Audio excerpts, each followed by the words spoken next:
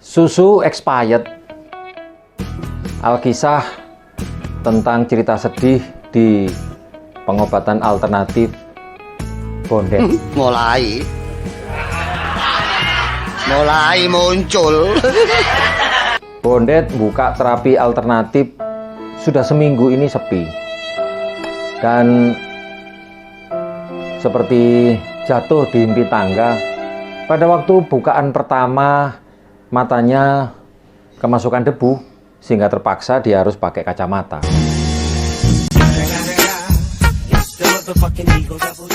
Jadi dia selalu menunggu pasien datang.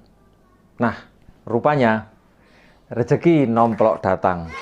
Seorang wanita Katniatun namanya datang ke tempat pengobatan alternatifnya. Sambil membawa anak kecil, menggendong anak kecil, bayi kecil, dan badannya kurus, terus kelihatan kurang makan dan kurang gizi. Lare menika mimike susu formula nopo ASI to, Bu? ASI, Pak Bondet. Awake cuwilik ngeten kadose kurang gizi. Sepuntene nggih, Bu. Kula tingali sekedap, kula cepeng, sekalian kula tingali wonten gangguan. Wah repot ambek buta terong ya. Wong sae-sae mawon ngeten lho, mboten menapa-menapa. Cobi kula sedoti nggih. Medal mboten asinipun. Ya apa kon milih kanca daduane kaya ngene. Kanca dayak sing woto, sing pokro, kanca pesok kabeh. Sampun derek Pak Bondet.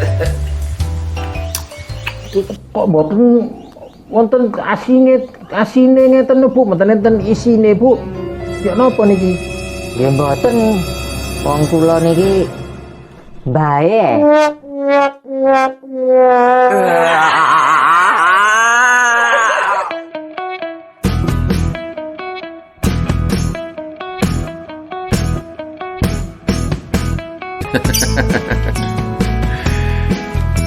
Assalamualaikum rekan-rekan Millennials Club. Tadi guyonan ya, adegan yang kayaknya nggak ada deh dalam kehidupan kita ya. Tapi ada 3 pelajaran yang bisa saya ambil dari cerita saya sendiri. Yang pertama adalah orang yang matanya kabur, sulit melihat ke depan. Dia tidak bisa melihat secara jernih. Siapa orang yang sedang diajak bicara? Ternyata nenek-nenek.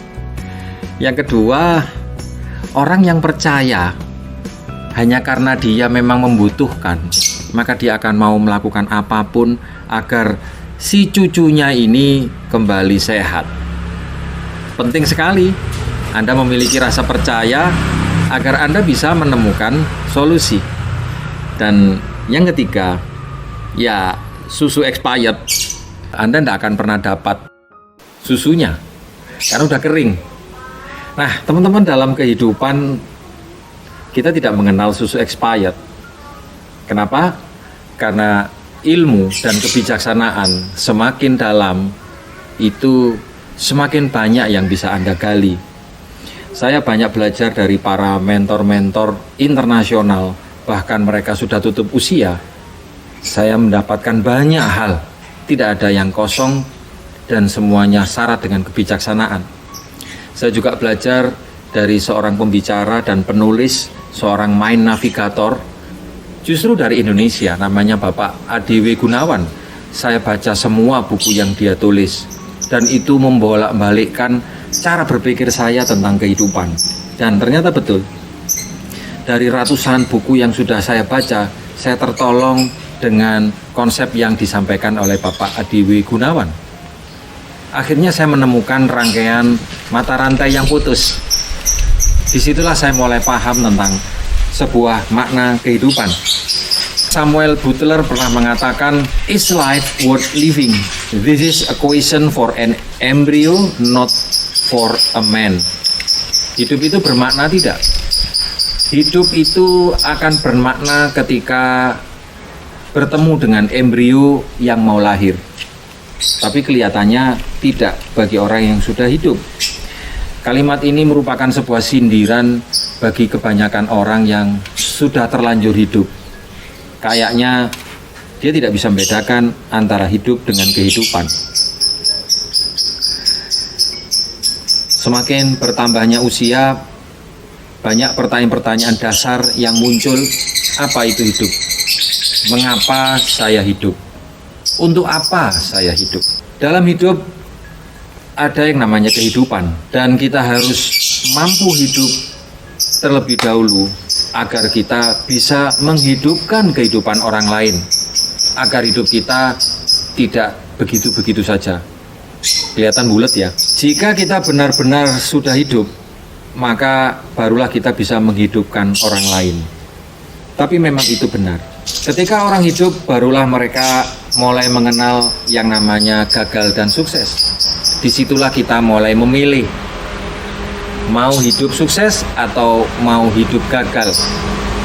Dan ternyata untuk sukses ada rumusnya. Banyak sekali rumus sukses. Tetapi ada rumus yang unik yang saya pelajari dari Bapak Adiwi Gunawan. Sukses adalah sama dengan A tambah B tambah C tambah D. Sukses adalah sama dengan alat ditambah bekerja, ditambah cita-cita, dan ditambah doa. Dan rumus ini berlaku kepada setiap orang, berlaku kepada siapa saja dan di mana saja. Tetapi yang membedakan antara yang belum sukses dan yang sudah sukses adalah tergantung dari bagaimana cara dia membacanya. Membaca dari kiri atau membaca dari kanan. Mari kita pelajari bersama-sama. Kalau Anda orang yang biasa-biasa saja, maka Anda akan membacanya adalah dari kiri ke kanan. Sukses sama dengan A tambah B tambah C tambah D.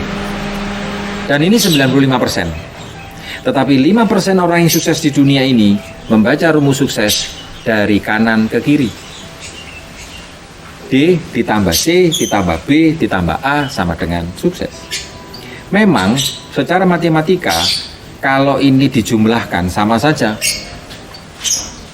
D ditambah C ditambah B ditambah A itu sama saja dengan A ditambah B tambah C ditambah D. Tetapi kehidupan tidak seperti matematika. Nah, mari saya akan bahas secara sekilas tentang bagaimana kita bisa menemukan sisi terang di dalam hidup kita agar kita tidak menemukan susu expired. Orang yang biasa-biasa saja, pada waktu dia sudah selesai belajar, apa yang mereka pikirkan pertama kali?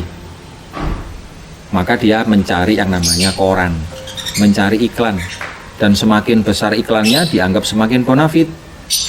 Setelah dia lulus wawancara kerja dan dia mulailah yang mendapatkan kenyataan bahwa dia harus bekerja. Setelah dia bekerja, dia mendapatkan gaji. Setelah dia dapat gaji, mulai dia merancang keinginannya, mulai mikirkan beli rumah, nambah mobil, nambah ya untuk pendidikan anaknya jadi agar dia lebih baik. Nah, setelah dia bekerja cukup lama, tibalah masa pensiun dan mulai dia menjadi sadar ada yang salah dalam hidupnya, bahwa ternyata tidak semua yang dia inginkan bisa tercapai. Dan setelah itu dia mulailah berdoa. Di saat rambut sudah putih, saat dia sudah tua, dia mohon kepada Tuhan, No, God, please, no, no. mohon petunjuk gimana caranya dia menutup kehidupannya dengan penuh kesuksesan. Nah, sekarang bagaimana dengan cara berpikir orang yang sudah berhasil? Dia berpikirnya terbalik, dari kanan ke kiri. Orang sukses menjalani hidupnya dengan sungguh-sungguh dan dia mengawalinya dari sebuah perenungan. Sebelum dia memulai, maka dia berdoa. Dia merenung, mencari sesuatu yang membuat dia tenang. Dia berpikir apa yang akan dia capai di masa depan. Setelah betul-betul dia merenung dan dia berdoa, barulah dia mulai merancang kehidupannya. Sama halnya kalau Anda mau membuat rumah. Ketika Anda sudah ketemu apa yang Anda inginkan, baru Anda mulai mikirkan alatnya kan. Berbeda kalau Anda fokusnya kebalik. Karena ada alatnya itu untuk masak, bisa nggak alat masak dibuat untuk bangun rumah? Kon iki jari sapa? Bisa saja tidak bisa. Jadi alat itu baru Anda akan gunakan secara efektif setelah Anda tahu apa yang Anda ingin capai dalam hidup Anda. Setelah mereka orang-orang sukses itu berpikir, merenung, kemudian berdoa, mereka percaya bahwa bekerja keras dan kecerdasan itu adalah syarat mutlak untuk dia bisa sukses. Nah, setelah dia meyakini bahwa bekerja itu penting, maka dia mulai memikirkan alatnya. Apa alat untuk bisa mencapai impiannya? Anda mungkin mengenal yang namanya the cash flow quadrant. 4 kuadran untuk Anda menjadi sukses. Ada kuadran kiri dan ada kuadran kanan. Kuadran kiri adalah kuadran keamanan, kuadran kanan adalah kuadran kebebasan. Orang-orang sukses mencari kuadran kebebasan, kuadran kanan. Nah, sekarang mana yang baik? Tidak ada yang benar dan tidak ada yang salah dari 4 kuadran ini. Saya tidak mengatakan orang yang di kuadran kiri lebih buruk daripada orang di kuadran kanan. Tetapi 4 kuadran ini memiliki konsekuensi yang berbeda-beda. Hasilnya di masa depan akan berbeda. Bahkan di jangka pendek pun akan berbeda. Ketika kita sudah mempunyai satu keyakinan tekad yang kuat, kita mulai membuat rencana. Orang sukses membuat rencana bukan hanya jangka pendek, jangka menengah, dan jangka panjang. Sehingga alat yang akan dia gunakan, kuadran mana yang dia akan pilih, semuanya terintegrasi dengan jangka pendek, jangka menengah, dan jangka panjangnya. Berbicara tentang 4 kuadran, setiap dari kita, termasuk Anda, itu pasti akan ketemu dengan kuadran ini. Pasti akan ketemu dengan kuadran ini. Ya, entah dapat 2 kuadran, 3 kuadran, 4 kuadran, atau 1 kuadran, itu Anda pasti pernah melaluinya. Suka atau tidak, Anda pasti akan melaluinya. Nah, masalahnya, bagaimana caranya Anda bisa sukses mencapai hidup yang maksimal dengan usaha yang minimal? Bukan dibalik. Usahanya maksimal, hasilnya minimal. Nah, saya memberikan tips buat Anda. Anda bisa mempertimbangkan hal-hal apa yang Anda sukai dalam kehidupan Anda. Ini akan membantu Anda untuk menetapkan Anda akan berada di kuadran mana dan Anda akan memilih alat yang mana yang pas untuk mencapai impian Anda. Coba cari apa yang Anda sukai seperti hobi, ya, karena ini akan membuat Anda akan merasa tidak lagi bekerja. Orang yang suka dengan hobinya, dia tidak akan pernah merasa berat untuk bekerja keras. Sedangkan orang yang hidupnya setengah-setengah saja, setengah hidup setengah mati, dia sering nawar yang namanya kerja keras karena dia merasa apa yang dia kerjakan tidak dia sukai. Ada 4 pertanyaan bagus untuk Anda. Yang pertama, hal apa yang Anda rasakan mudah tapi sulit bagi orang lain? Yang nomor 2, hal apakah yang Anda bersedia melakukan meskipun Anda tidak dibayar? Yang ketiga, apakah Anda merasakan sebuah semangat ketika melakukan hal itu? Dan yang keempat, hal apa yang kalau Anda lakukan semakin lama semakin baik hasilnya?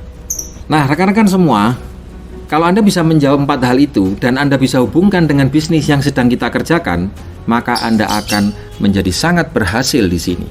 Anda tidak akan pernah menemukan susu yang sudah basi.